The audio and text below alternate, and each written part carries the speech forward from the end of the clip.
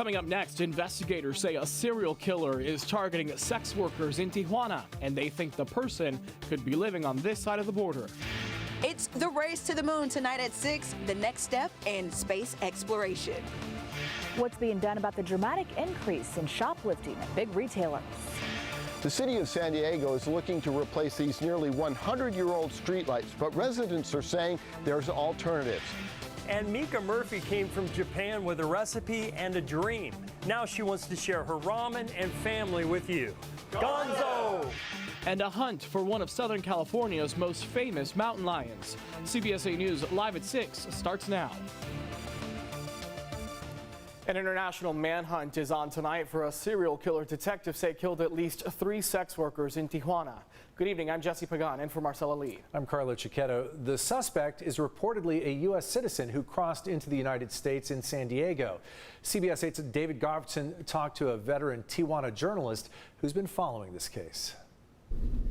It was about mid-November when we heard that the authorities recognized this case as a possibility of serial killer.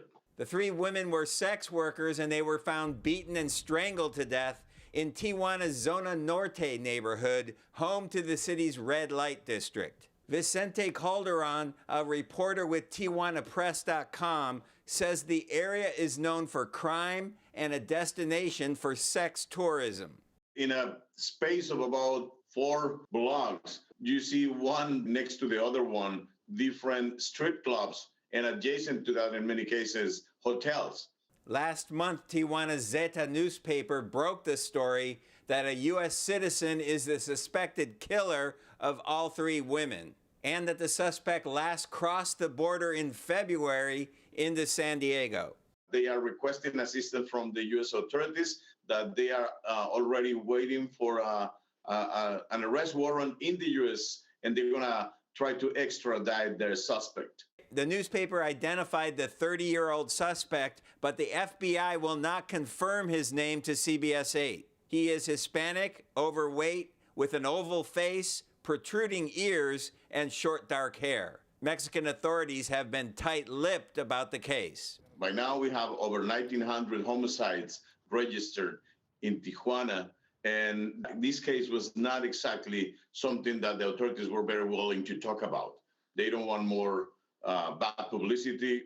The 3 victims all worked in the red light district, and the suspected killer was a regular customer at the clubs, according to Tijuana newspaper reports. This guy is contacting this woman in the strip clubs and luring them as a client, so to speak, and then after having sex with them, beating them or strangling them, and then killing them. Now, the first murder happened in August of last year, the next 2 in January and February of this year. But police believe there could be more victims out there, and they continue to investigate unsolved murders. Now, David, do we know if this man officials are looking for is still here in Southern California?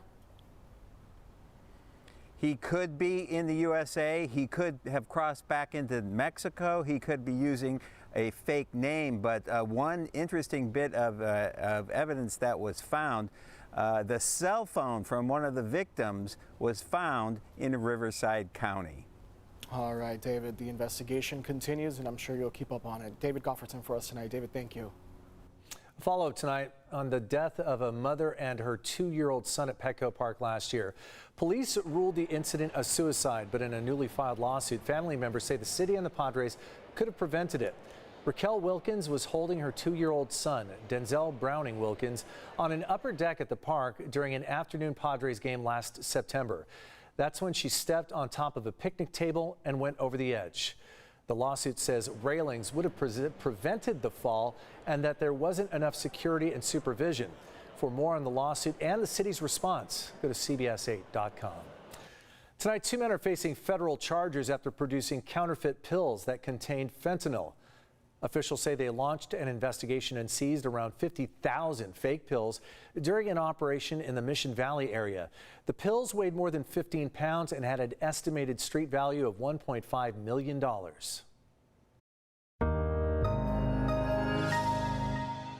tomorrow will serve as a quiet before the storm system is set to arrive. I'm Chief Meteorologist Carlene Chavis. Let's take a look at where that low is for tonight. So we're seeing it right off the coast of the Pacific Northwest. Scattered showers as well as some snow starting to move in. Also starting to see that across northern portions of our state, and well, it's going to make its way towards the south. So about 3 to 4 feet expected when it comes to snow across the Sierras. For us, we're talking about some showers, heavy rainfall, and even some mountain snow. That's going to be the case by Sunday. So setting the clock in motion, you start to see the heavier pockets of rainfall arriving for North County around 10 in the morning. We'll continue to have that influx of moisture with an atmospheric river that will produce some moderate to heavy rainfall by the afternoon hours on Sunday. All the deep green, that's exactly what that indicates, and we're seeing that for much of the county. Chances will continue as we go into Sunday night around 10:30. You're seeing some lighter shower activity, but still a soggy one out there. And then we start to have that low getting closer towards us, driving down that snow level about 3,500 feet.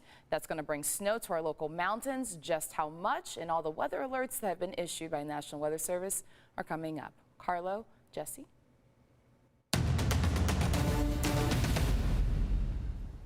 The state could soon require California's public schools have Narcan on hand to help save students from fentanyl overdoses. The California Department of Public Health said in 2021, fentanyl killed 224 teenagers. As our political reporter Morgan Reiner tells us, many school districts already carry Narcan. The San Diego Unified School District does have Narcan and does have plans to train the staff. Now, the lawmaker behind the bill could not point to a school district for me that does not use Narcan, but he said it's better safe than sorry. 17 years old, an athlete, a performer. Zach Didier died just a few months short of graduating high school in December 2020. Police say he bought a pill he thought was Percocet on Snapchat during winter break.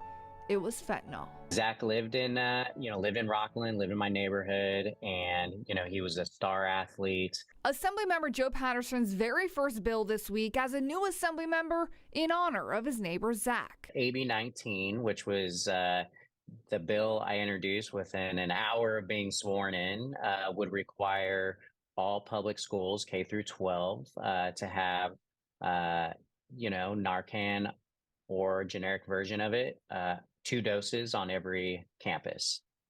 It's a very simple bill. A simple bill with a simple goal. Best to be prepared for any situation in order to be equipped with saving a life whenever there is a need. To save lives. Sandeep Dosanjh is the communications director at the Rockland Unified School District, the one Zach was a part of. As of today, all Rockland Unified campuses have Narcan readily available. We are currently in the process of getting our staff trained.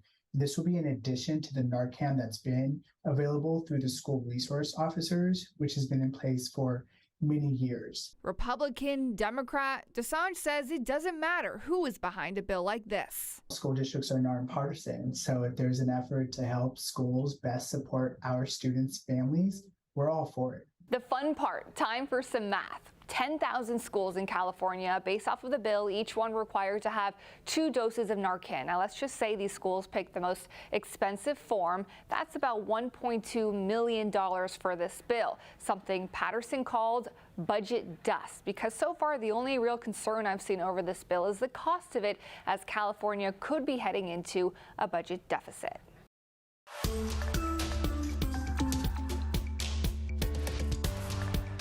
The number of COVID cases is going up in San Diego again. County health officials say they've seen a 63% spike in new cases since Thanksgiving.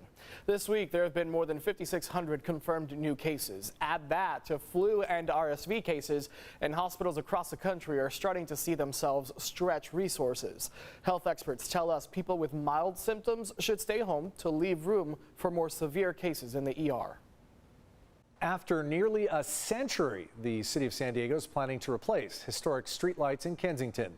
The city says replicas are necessary because of cost and safety, but as CBS 8's Sean Stiles tells us, some people are fighting to keep the old lights. Kensington Heights was first developed in 1926, and many of the homes in the area have a historical designation.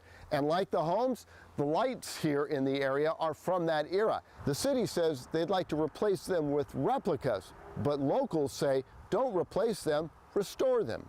The problem we have is that the city never considered the idea of restoring these streetlights. Jim Kelly Markham is a retired historic preservation architect and a resident of Kensington, and he's all for improving the electrical. The city wants to upgrade the wiring that goes to the streetlights. Nobody anywhere in the community has a problem with that. It's replacing the original lights that's the problem. They can be restored, and it turns out they can be restored for half the price of the new decorative streetlight the city is proposing. In a statement, the city of San Diego said each light's condition would determine those costs, and it could be much higher. There's also the concern of lead paint. Having a crew come in, put plastic around the base of the streetlight, catch any loose flakes off of that, collect those loose flakes that have lead paint in them, take those to the hazardous waste facility, and then repaint the pole with a new epoxy paint. The city agrees, but says it can't assume that all the flakes will be caught, and some poles will need to be taken off-site for work. This will then add costs. The contractor that we have obtained a price from to restore the poles, his total price is just over $5,000. The city believes the cost would be much higher because of the condition of each pole and the scope of work needed in the terms of the contract. They also want to switch to LED bulbs. They keep on bringing up that issue, but it can be solved. You unscrew the light bulb that's in there now, screw in a LED fixture, and you're done. What's the problem? The project has moved into the construction phase, and the city states that if it were to stop now, there's also a high probability the contractor submitting a claim against the project for lost profit. Kelly Markham and his neighbors, along with Soho, are ready to take legal action to protect the streetlights. These historic streetlights are unique to this part of San Diego, and they should be preserved. Sean Stiles, CBS 8. Thanks, Sean. Still